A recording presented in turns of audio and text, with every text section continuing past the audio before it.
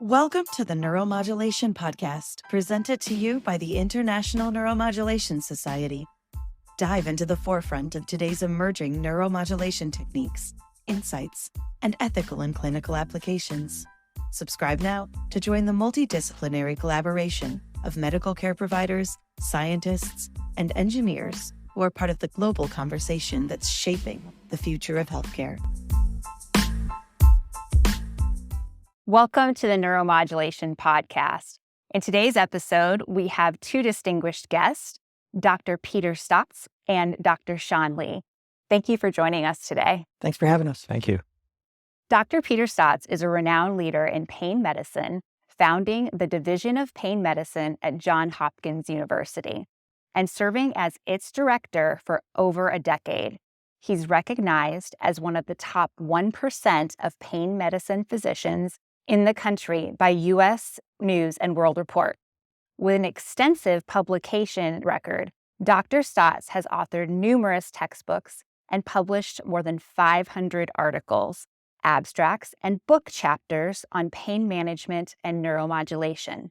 He's also a co-founder of Premier Pain Centers and electroCore, demonstrating his commitment to advancing accessible treatments through research. Dr. Lee, also joining us, is a leading interventional pain specialist dedicated to alleviating chronic pain and improving the quality of life for his patients in Dr. Staats' New Jersey clinic. With a blend of expertise, compassion, and cutting-edge technologies, Dr. Lee offers personalized treatment plans that address the root cause of pain, not just the symptoms. Today, we'll be discussing the important topics of building a referral network into your practice and effectively communicating patient selection to referrers. Let's dive right into the conversation. Dr. Staats, could you start by sharing a little bit about your career and your background in interventional pain medicine and neuromodulation? Yeah, sure. So I got started in the field of pain medicine really at its infancy for modern day era.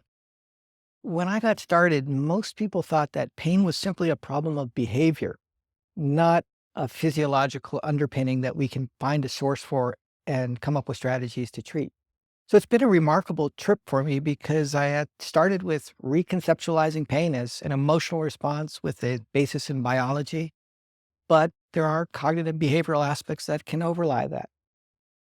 But the principle of what we've always worked on is trying to understand the cause or the source of the pain.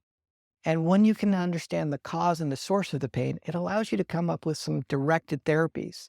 And now we have a whole list of directed therapies that I didn't have when we were jumping into this 30 plus years ago.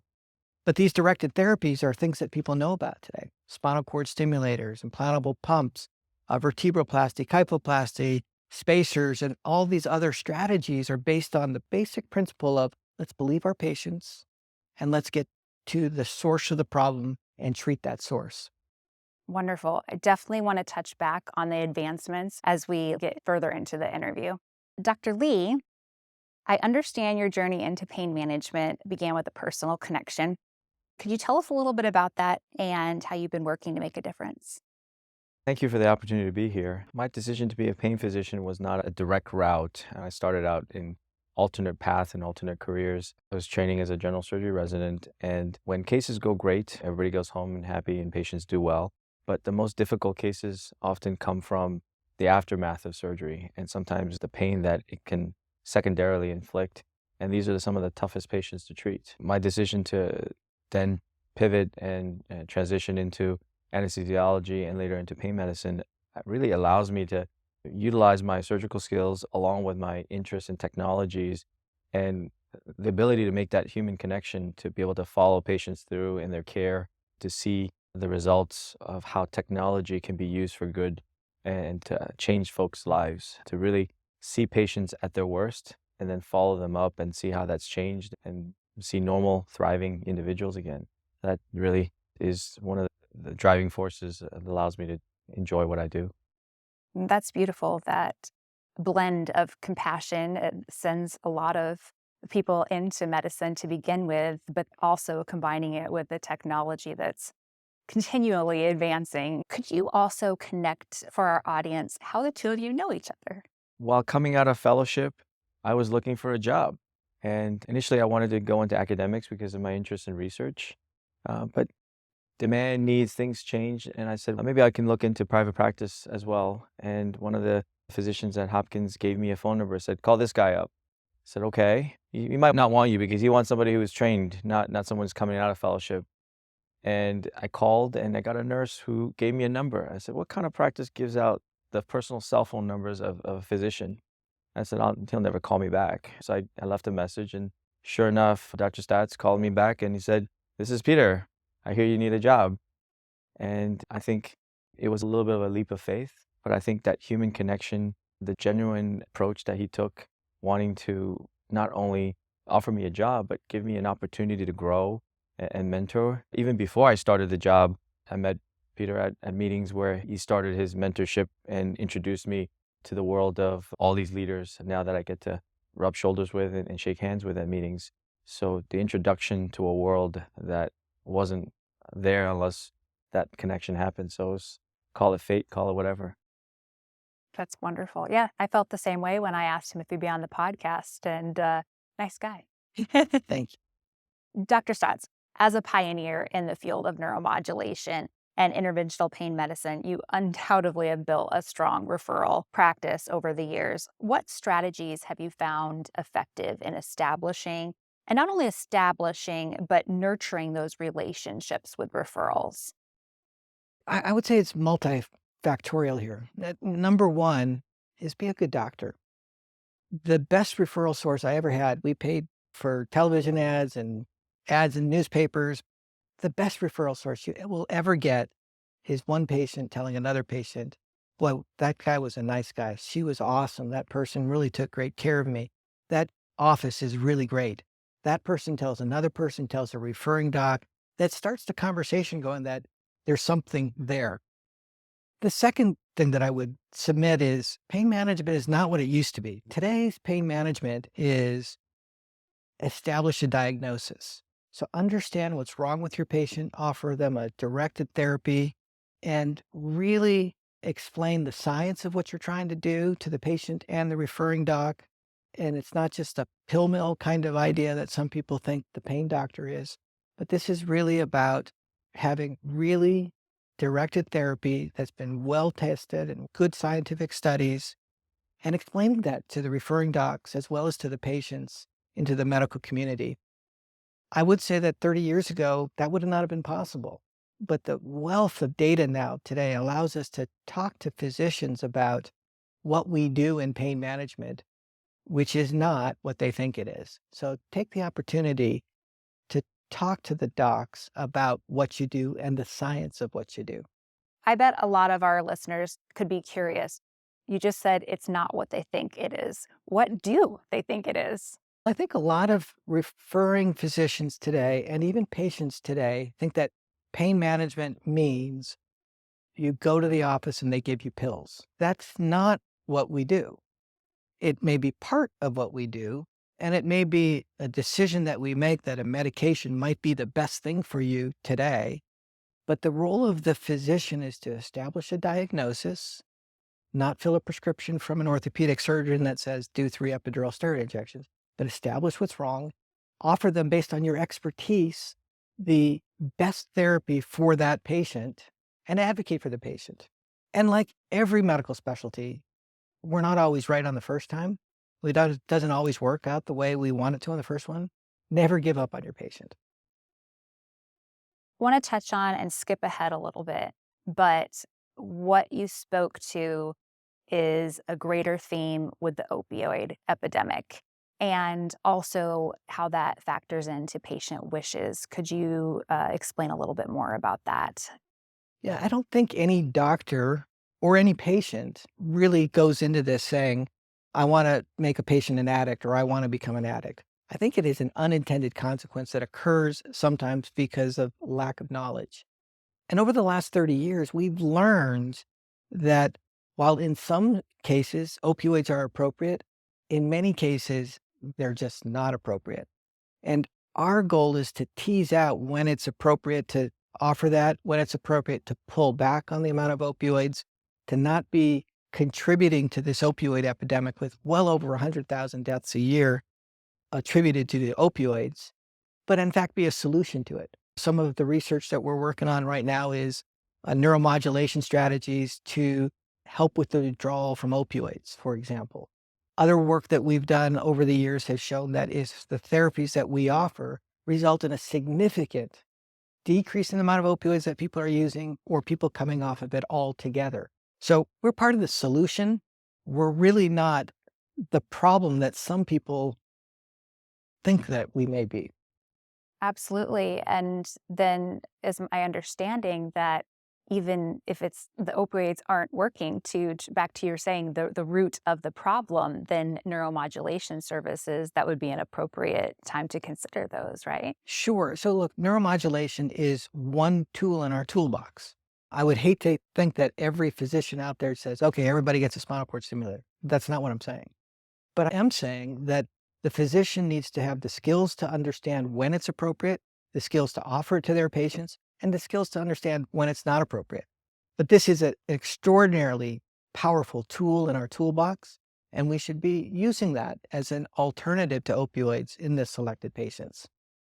Wonderful. Dr. Lee, could you expand on what Dr. Staats has said in addition to patient wishes? It certainly is at the top of the spectrum, but with respect to patient selection and communicating that to referring physicians. Sure. I think over the years, there's always been a stigma on a chronic pain patient. And just recently, I learned from Peter, there's a difference between a chronic pain patient and a patient with chronic pain. And it took me a little bit to understand that, but it makes sense because we see human individuals at their worst when they're not feeling well, when they've been irritated, they've been chronically afflicted by pain. And many folks don't understand that it's not really the individual, the person that is not what you would expect. It's the disease that causes someone to do that. Mm-hmm. So it's not easy, but through good teaching and mentorship and just experience, learning to separate to and not let it get personal and to treat the disease while helping the individual. And you really get to see that person come out, meaning the true self not afflicted by the problems. So I think utilizing those tools that we've been given and to be good stewards with these technologies. But I think opioids can be used for good if you know how to use them appropriately and responsibly. So that's how we, as advocates for our patients, have to communicate with the referring sources in terms of what is it that we actually do. A lot of them have a misinterpretation of either we just want to perform injections versus we just want to prescribe pills, but really we want to be the primary care physicians for chronic pain and to guide these patients into the best treatment options and the treatment plans and to maybe prevent them from going down the wrong path of getting overdosed with medications unnecessarily. Because somebody's in acute pain after surgery, I think opiates are perfectly appropriate, but responsibly. But someone who's with chronic pain issues, that may not be the best choice or the first choice. And this is where we get to work, if you will, utilizing some of the tools that we've been given, these technologies that are available these days to provide alternatives to these medications that may not be so good. Excellent. Could you tie the two together, the patient selection and communicating that with building the referral process? That's one of trust because it's the referring physician's patient as well, and they have a vested interest.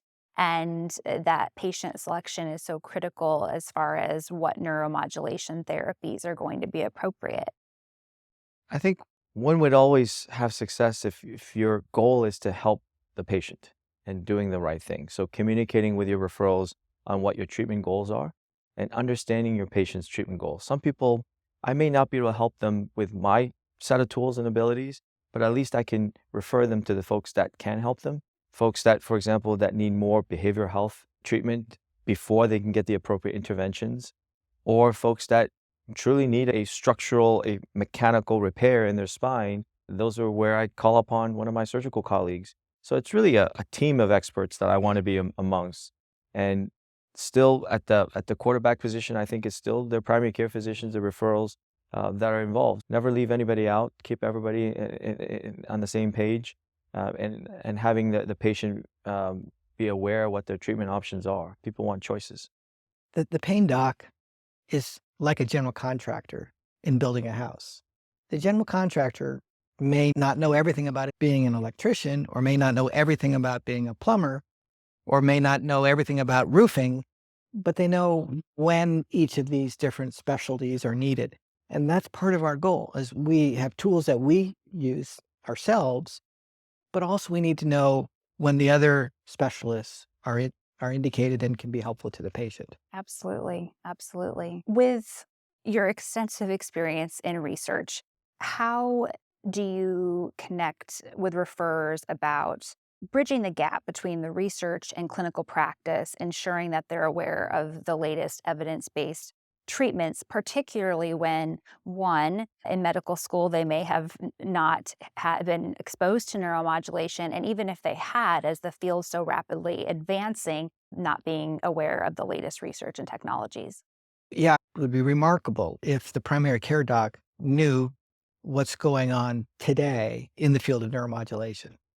It takes a decade for what has been published and is out there to get translated into clinical practice. And I have experience on that, unfortunately, from a number of different areas of my life.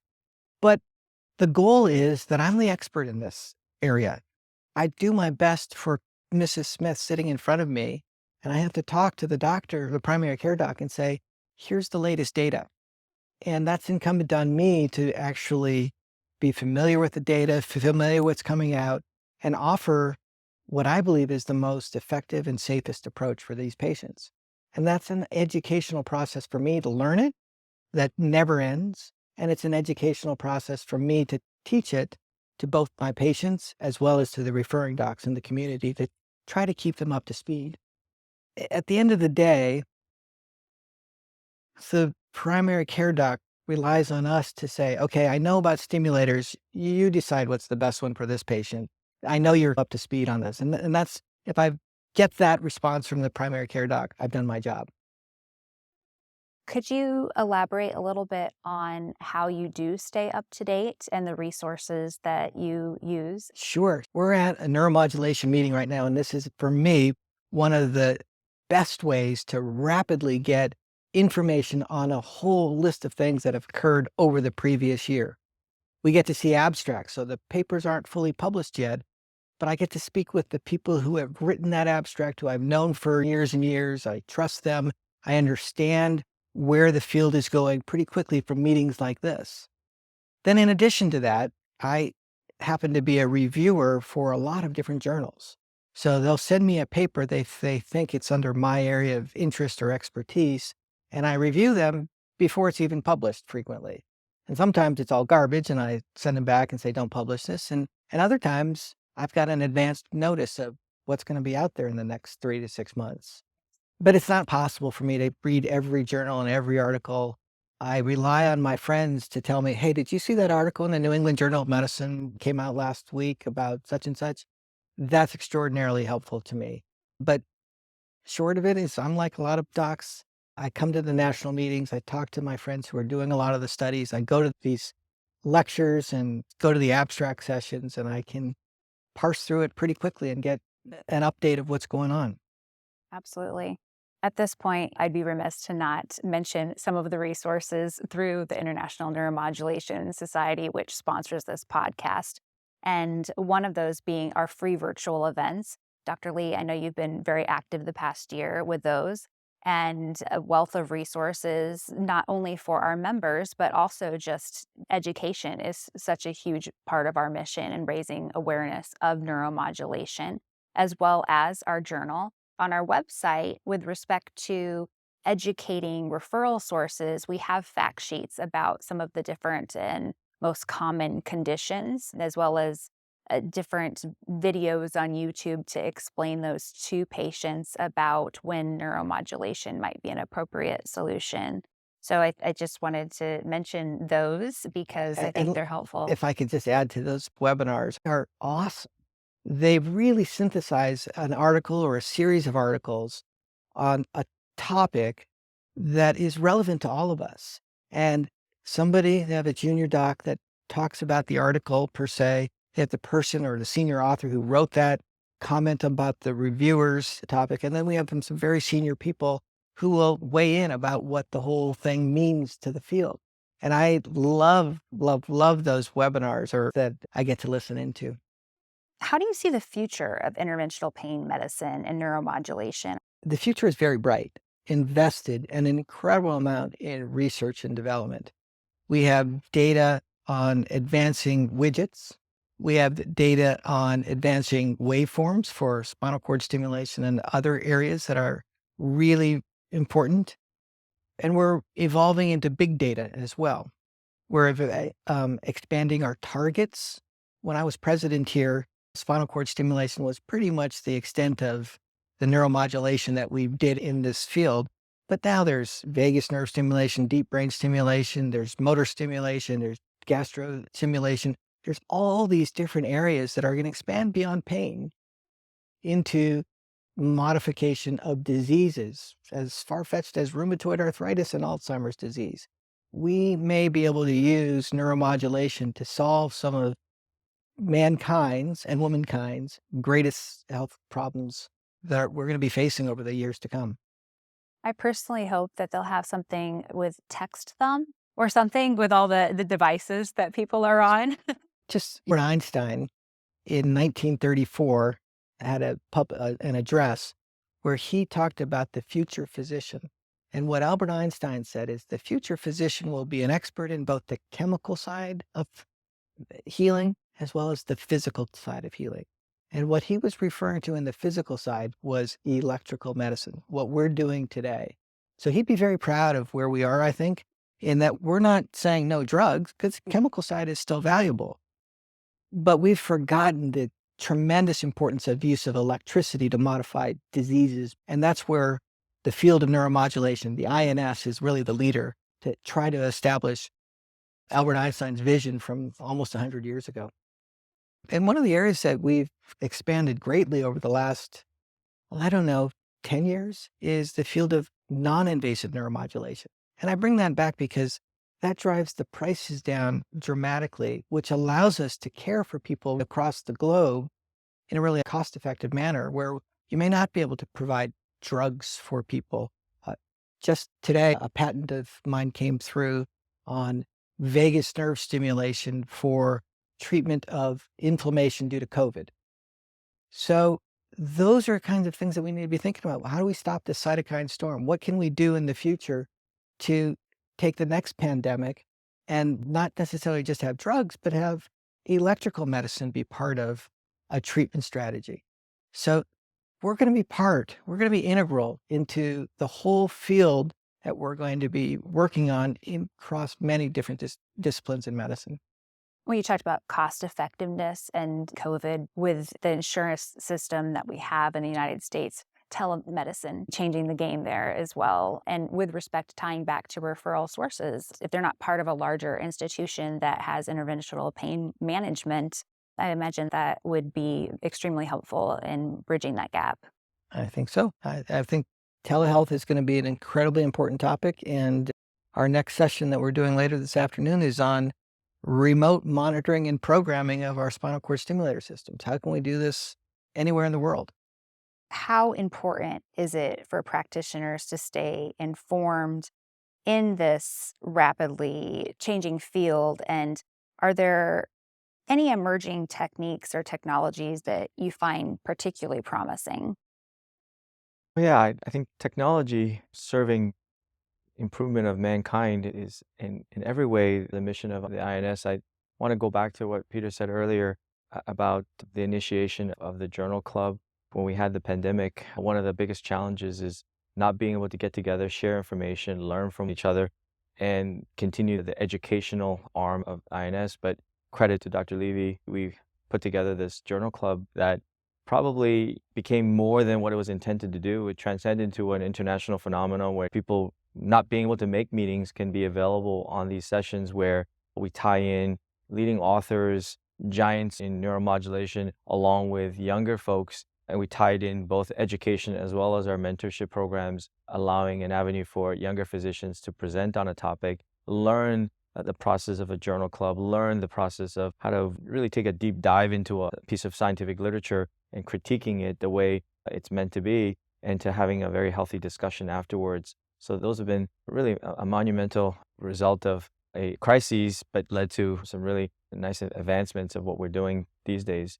In terms of technologies, I think it's just so fast changing. It's hard to keep up. That's why we're here at these meetings. I mean, obviously, if you ask me to list all the things that INS does, it would take me several hours to do that. But part of its educational mission is to teach maybe folks that don't do neuromodulation, but to be aware of that. I was earlier part of an advanced practice provider session where they can learn the technologies that are available and help select and identify patients to help a greater population of people that may benefit from these technologies. Things that are coming along that excite me. I think the 500-pound gorilla in the room is probably going to be artificial intelligence. Everybody talks about it, but I certainly don't know enough about it to understand it yet. The ability to truly take a glimpse into what a spinal cord is really doing when I stimulate it, the ability to monitor signals off the spinal cord, the ability to care for patients after we deliver that care. If something were to change in their care, so we can monitor how they're doing and not ignore their needs and go back and figure out how to troubleshoot their devices and their technologies. Certainly, I agree with Peter on cost containment, because what's available in our country may not be available in emerging countries and in third world countries. And how do we make it available to those as well? And congratulations on the patent. I can certainly remember those days where you were saving the world through the COVID pandemic with non-invasive vagal nerve stimulation, because it was a novel use and you applied what it can do to another problem that we were facing. So neuromodulation is effective in many disease states that we just don't even know about. And INS was a very important part of that journey. When we came up with the initial idea of using electrical neuromodulation of the vagus nerve, we published that very rapidly in the journal Neuromodulation, INS's journal, which was the most downloaded article of that year. So it is serving a real important person. It's a valid field that is letting the world know that there are other options out there. Absolutely. I'd like to touch on a couple of the things that you said, Dr. Lee. One, just to give our listeners some knowledge that our virtual programs are eligible for continuing medical education, CMEs. And I think that we have growing numbers of, I've seen everything from physical therapists to the different specialties who are now tuning in. And I also wanted to ask, what have been your biggest takeaways that you would recommend to neuromodulators building their practices with respect to referrals and building that referral relationship? Patient selection is something that are the basis of getting the best results, but understanding what the cutting edge technologies are, but not doing it blindsided. So being close to information disseminated through journals, but we don't have time to always read journals. So webinars, other sources of quick knowledge, but they have to be peer reviewed and make sure that not everything on Dr. Google is correct. And there's a lot of misinformation out there with patients and physicians. So as a disciple of neuromodulation, I think part of my job is not to just educate patients, but also educate my referring sources and educate my colleagues who may know about this, but may not know the most recent developments in the field, to help them understand what it can do for our patients. It's not my patients. We're all doing this together. And then lastly is to make patients aware that they have options. So I think educating patients is also key.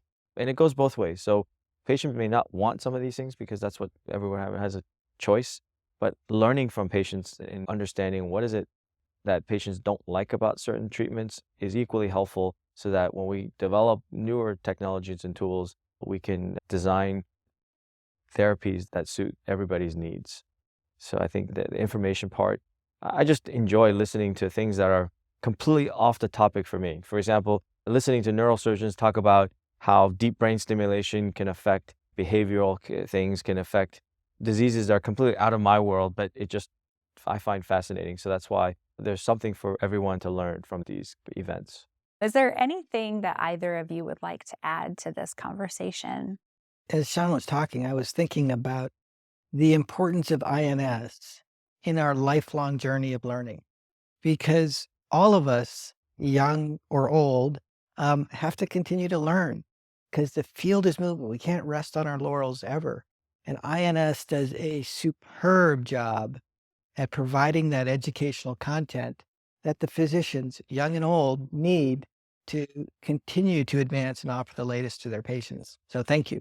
Thank you, Dr. Lee. I think that the international aspect of the society adds so much depth because you can go to a regional meeting, a national meeting, which I encourage everybody to do, but you don't get the flavor and the diversity of going to an international society, live or virtual, to be able to see the views of colleagues who may have completely different training backgrounds, patient populations, and resources than you, and learning from those. And it makes sense why.